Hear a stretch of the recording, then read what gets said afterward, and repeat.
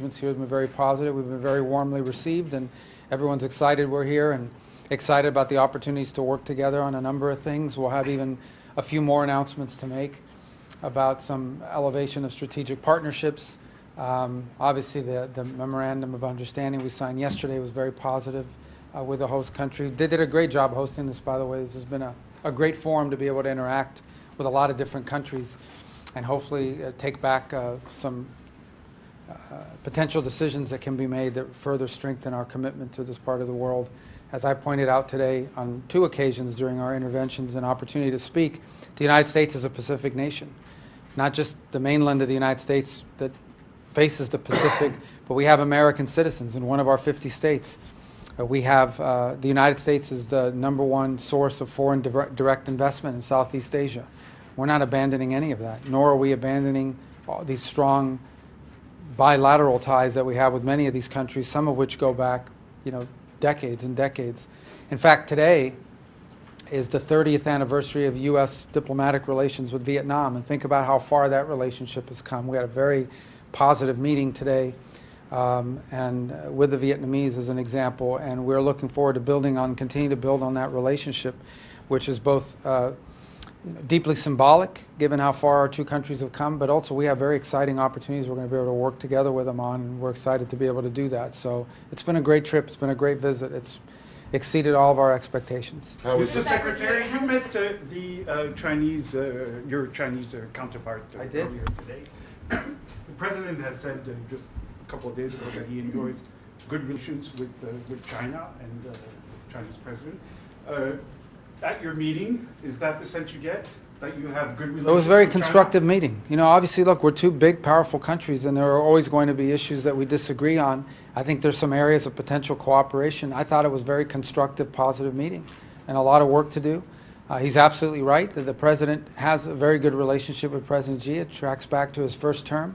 And, obviously there are some issues we're going to have to work through, and that's to be expected with countries of our size and scope and influence in the world, 2 global powers such as the United States and China. But I thought it was a very constructive and positive meeting and gave us some things we can work on together. What was your message to the foreign minister in the meeting? Which foreign minister? Every meeting that I've had is with a foreign minister. Oh, well, look, it's very constructive. I think, as I said, the President has a very positive working relationship with President Xi, and obviously the relationship I have with a foreign minister should reflect that. So we acknowledged, there are some issues that are going to we have to work through, not just beyond trade, but others. But I thought it was a very constructive and positive meeting and gave us a lot to work on. So that was our message, was the opportunity here to achieve some strategic stability and identify areas where we can cooperate together on and build better communications and working trust. What are the odds of a meeting? The what? What are some of those areas of cooperation? The administration hasn't spelled those out yet. So. Well, we're going to work through those. We're not having any announcement for you right now, but it was a very constructive meeting. I think we left it feeling as though there's some areas we're going to be able to work together on, and obviously, as we work through those, and we do that in conjunction with the Chinese side, we'll make public announcements. The last interaction of our trade representatives was quite positive, and we can build on that and other areas of potential cooperation. What are the odds for a meeting or the outlook for a meeting? We know President Trump has expressed interest in a meeting with President Xi this year, and President Xi has reciprocated with an invitation to China for the President and First Lady. What's the outlook, or what are the odds of a meeting happening this year after your initial? Yeah, no, the odds are high. I think both sides want to see it happen. Obviously, we have to build the right atmosphere and the right deliverables so that a visit isn't just a visit, but it actually has some takeaways from it that are concrete. But there's a strong desire on both sides to do it. The President wants to do it. The Chinese side wants to see it happen. President Xi said that publicly. So I think the odds are high. I don't have a date for you, but I think it's coming. It'll happen. Mr. Secretary, what do you say to those who make the argument that the U.S. tariffs or the threat of those tariffs in the region actually creates an opening for China to be seen as the stable economic partner here? I don't agree with that assessment. I mean, look, at the end of the day, the United States has built these tremendous trade imbalances over the last 30 or 40 years. It's unfair to American and American workers, and in addition to threaten our industrial capacity. Trade needed to be revisited. The President campaigned on that, and that's what he's doing, and he's resetting it on a global scale. At the end of the day, look, I think countries are going to trade with multiple countries. We don't view this as an opening for anyone. We don't view it that way. We view it as an opportunity to reset global trade in a way that's fair for Americans after 2 or 3 decades of unfairness. If you look at some of these trade deficits, they're massive. They're massive. That has to be addressed. And that's not sustainable at the current direction it had gone. This should have been done a long time ago. President Trump's finally done it. And I think countries understand that. This was different. If this was us targeting 10 countries or 5 countries, then I would understand why countries would be upset. But the truth of the matter is we're resetting tariff levels with virtually every country in the world. And so I understand if you had a deal where you were running these huge trade deficits with the United States and exporting a lot to the U.S. and built your economy around exports, but had very little import or very little economic activity coming in from the United States, I understand why you don't want that to change. But I think most mature leaders, and everybody here is a mature leader, understands that that's not a sustainable dynamic. It was one that had to be changed, and that's what the president's doing. So we're going to be okay. And in discussing trade with these counterparts in the region, did you open the aperture at all and also tell them that this is an opportunity for them to bring into the conversation or the negotiation other elements of the U.S. relationship, whether it be security elements, broader than trade? Well, I think that we want to expand on all the other issues, but I think we need to bifurcate the two. Primarily, the trade conversations have been about trade, and that's how the president's treated it. Now, that doesn't mean that the bulk of our meetings here were not about trade. I'm not the trade negotiator for the United States. We certainly appreciate the role that trade plays in our bilateral relationships with individual countries, but the bulk of our talks here have been about all the other things that we cooperate on, whether it's civil nuclear cooperation, whether it's respecting international law when it comes to air rights and maritime rights and freedom of navigation and things of this nature, and other opportunities to work together. So that's been the bulk of our conversations, and it's been very positively received.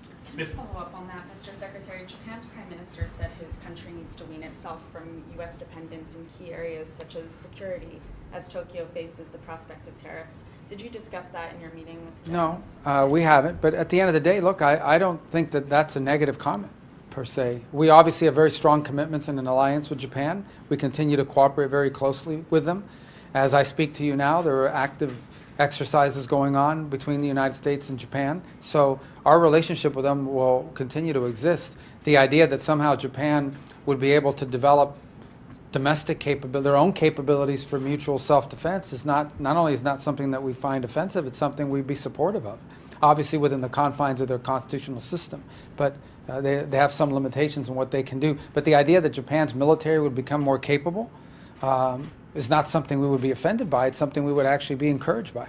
So can you talked about points of possible cooperation with the Chinese, but on the points which are well known of contention, did you get a sense that there was a willingness the Chinese to move, or are they just?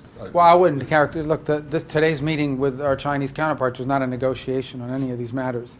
It is the first time that I met my counterpart in person, who, by the way, happens to also be the National Security Advisor. So he's not the archivist, though. But I suggested that perhaps he asked for that title, and that way we'd be equal. But that's a lot bigger job than archivist. Well, they have 5,000 years of archives too. So but I would say that it was very positive very positive interaction.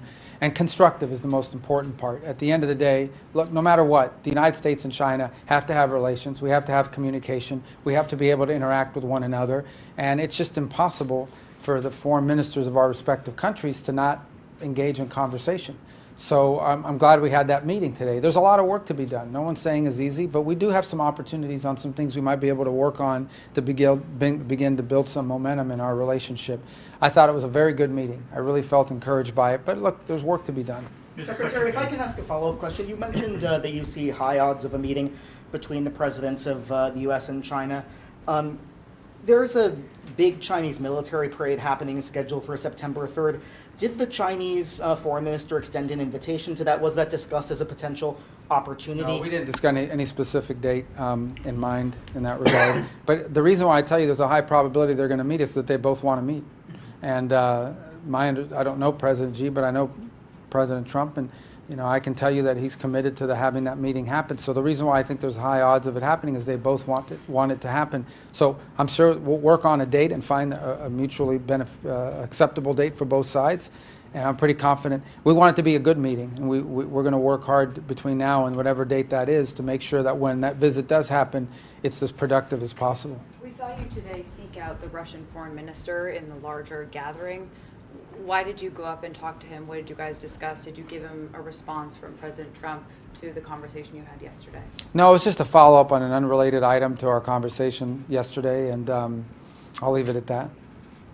Mr. Secretary, many Japanese people are concerning about the U.S. policy, which is demanding drastically increased defense spending. Do you have something to comment? How do you think? Well, I wouldn't characterize it as a demand. I mean, we've encouraged them to invest in certain capabilities. It's less to do with the amount of money and more to do about certain things they can do. At the end of the day, we are in an agreement with Japan on collective self-defense, on the ability to come to each other's aid in a time of conflict or in a time of danger. And there are certain capacities that we think they have high capability. We understand, there are dynamics that constitutional and legal limit their ability to invest in certain things versus other things. But we have a very close relationship with Japan, very close.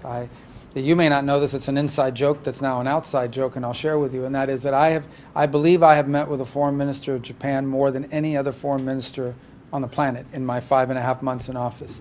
I think we're up to like 9 or 10 meetings we interact, and how we joke with each other is that we see each other more than we see our respective spouses. And so it's a very close relationship, a very historic relationship, and one that's going to continue. So I think anyone who's looking for like drama or division there shouldn't be doing it, because the truth of the matter is our relationship with Japan is very solid, and obviously we're both open democratic governments, so when there are some differences of opinion, it's going to be public, not private, but I don't see that as a negative. We have a very strong and very good relationship with Japan, and that's not going to change. Mr. Secretary, in your conversation with Foreign Minister Wang, did the subject of Taiwan come up at all, and in particular the recent military drills being held by the Taiwanese? No issue about drills. I think the Chinese position on Taiwan has been expressed. I don't think it's a mystery to anyone in terms of where they stand on it. And our position has also been expressed pretty openly. So it was not, as I said, our meeting today was not a negotiation or a back and forth on items. It was more about establishing a constructive baseline where we can continue to talk on multiple fronts, including trade, but beyond trade. Secretary, if I can ask a question about your meeting with Vietnam, a country with one of the largest trade surpluses with the U.S. We've heard that there was maybe some misunderstanding about the agreement announced last week for a 20% tariff, that the Vietnamese weren't confident that that was fully agreed to, that perhaps they were looking for a 10 to 15% tariff. Was that an issue that they raised, trying to lower their tariff level? Was that the tariff an issue that they raised during the bilateral meeting? Well, the issue of trade was raised. I'm not the negotiator on trade, and neither is the foreign minister, and so we weren't here to negotiate a trade deal. I'll refer you to our trade negotiators as far as the status of that. Clearly, Vietnam feels that if they enter into an agreement with the United States, they want to have a tariff rate that's at least as good as, if not better, than other countries that don't have a trade agreement with us. But I'll leave, I have to refer you to our negotiators, because I just don't know what the status of those negotiations are at this point. On that, the president did announce that there was an agreement reached with Vietnam, and yet Vietnam is saying that they never reached that agreement. So they must have raised this issue with you today. No, I mean neither that issue. We just wasn't a trade meeting. We didn't. I'm not saying it's not a relevant issue. It's just not what the purpose of our meeting was about today. We talked about a lot of other issues, but perhaps the reason why it wasn't raised is because I'm not the trade negotiator, and these were not trade meetings. Mr. Secretary, can I follow up on your meeting with Lavrov yesterday? Have you had a chance to speak to the president about the ideas that were discussed in that meeting? And what did you discuss with the foreign minister this morning? Which from Lavrov? When you spoke to him.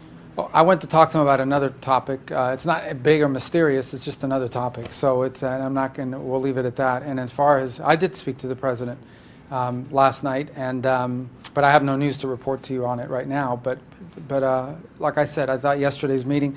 I don't want to oversell it. Okay, but it was constructive, and there was some things that perhaps we can build on. Maybe not. I don't know. We'll find out. But there are some things that we will potentially explore, and I relayed that to the president and our team last night. The president says that there's going to be an announcement coming relevant or relating to Russia on Monday. Can you tell us a little bit about what his thinking is based on your conversation last night, where things currently stand? No.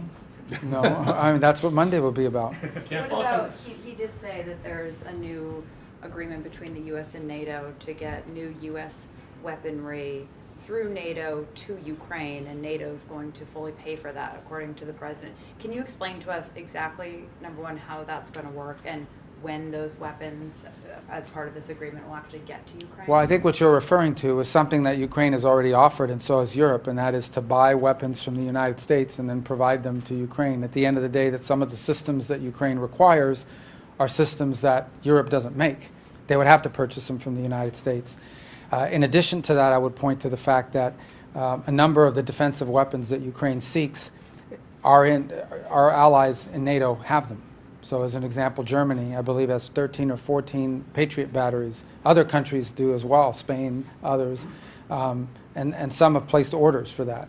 And so we've continued to encourage our NATO allies to provide those weapons, systems, those defensive systems that Ukraine seeks, that they should provide those weapons to Ukraine since they have them in their stocks. And then we can enter into financial agreements with us where they can purchase the replacements. So these are existing systems. This is nothing new. It could be both. I mean, but at the end of the day, I mean, it's a lot faster to move something, for example, from Germany to Ukraine than it is to order it from a factory and get it there. So there are a couple different ways to approach it. But the key is that there are existing capacities within existing U.S. systems within Europe right now that could be transferred to Ukraine, and then the Europeans could purchase the replacements from the United States. That's one aspect of what I think the President was referring to yesterday. Just to follow up on the Taiwan issue, did Foreign Minister Wang warn you against welcoming President Lai in a transit visa through the U.S.? Did he transit visit through the U.S.? Did he mention This was not a warning type meeting. I mean, obviously we understand their viewpoints on Taiwan. They're well stated. They've been stated for many years. And but this was not a meeting where neither side warned each other about anything. This was very constructive and productive, and I hope that that's how they reflected as well, because I thought it was a very positive meeting. Any surprises over the last 2 days? Surprises? Yeah. No, I don't think so. We were very warmly received, I tell you. I mean, the that was a reception's been surprise? great. No, I'm just saying that it was a very friendly environment, and I think the reiteration to the point we've made, and that is, look, I read these things about how the U.S. is not focused on the Indo-Pacific, but it's funny, everywhere I travel in the world, the headline is the U.S. is not paying enough attention, whether it's the Western Hemisphere or at NATO or even in the Middle East. I think sometimes there's a media dynamic that covers certain parts of the world more than others, but the relationships we have here have existed for a long time. A long time. When you talk about 6,000 American companies that are directly invested into economies of Southeast Asia, we're not walking away from that. We're not walking away from that. We're not walking away from our defense ties that we have in the region. We're not walking away from the strong economic ties we have in the region. On the contrary, we want to build on them. Just yesterday, we signed a memorandum of understanding with Malaysia on civil nuclear cooperation. I believe as early, either last night or early this morning, our arrangement on another civil nuclear program with Thailand that came into effect. So we have a lot of positive things going on, and we're going to continue to build on those. We're excited about them, and we're not going to walk away from them. Mr. Secretary, while you were in Malaysia, the Trump administration announced a new nomination to be ambassador of Malaysia. Nick Adams, he's sort of well known on X as a sort of social media personality and does lots of other things. I was wondering what you could say about this nomination, why Mr. Adams was the right person for this pretty important position in the Indo-Pacific. Yeah, the president makes those nominations. I support the nomination. He went through our process at the Presidential Personnel Office. We look forward to the Senate confirming him so he can get here and be a part of our team. Can I ask a step back question on the trade strategy? You've talked many times now about how decades of trade policy have led to the deindustrialization of the U.S. And so obviously you and other aides are trying to bring manufacturing or other industrial processes back to U.S., but you haven't really given us a vision of what exactly that entails. Like what kinds of jobs are supposed to be coming back to U.S.? Howard Lutnick talked about people screwing in tiny things into iPhones, which people mocked after you said that line. But so what about you? Like what vision of industrialization do you see in the US? Well, there are certain capacities countries have to be able to have. So, for example, I'm just using these as examples, the ability to build a ship. Right now, we go around the world and people say, well, we bought 200 Boeing jets. Well, Boeing has to be able to make them. And frankly, we have huge backlogs on that. So you talk about pharmaceuticals as an example. You talk about national security. We've lost our ability to make pharmaceuticals in the United States and become heavily dependent on foreign supply chains for the active ingredients that are necessary for pharmaceuticals. So I can go on, but I mean, the capability of making things has a national security component to it, not just a jobs component to it. They're both important. So I would look to those as examples of things that the U.S., because of certain decisions that were made by previous policymakers, we've seen some of these core industrial capabilities that are necessary not just for economic stability but for national security leave the United States. I would also argue that in addition to our domestic manufacturing capability, I think we and others should be deeply concerned about certain supply chain vulnerabilities and over-reliance on one part of the world versus anywhere else. I don't think it's healthy for the United States or for the global economy to be so heavily dependent, as an example, on China or any other country for that matter, where all of the industrial or manufacturing capacity or supplies and the supply chain of a key element is all derived in one place. So as I'm sure you've seen the announcement yesterday where the Department of Defense has taken an equity stake in a company that will be able to process rare earths. One thing is to have access to raw material. The other thing is to be able to process that raw material into something that's usable for everything from high technology to anything that has a motor in it. So I think we at a minimum have to diversify supply chains and secure them. Some of that will be domestic, others will be in allied nation states, but these are core components of the kinds of things we need to be focused on. And it's not just the deindustrialization of America, it's the loss of these key components and the concentration of those in one or two countries around the world that leave not just us, but many countries vulnerable. That's just not a sustainable or acceptable situation to find ourselves in. Thank you, everybody. Thank All you. right, guys. Thank you. Thank you. Thank you. Secretary.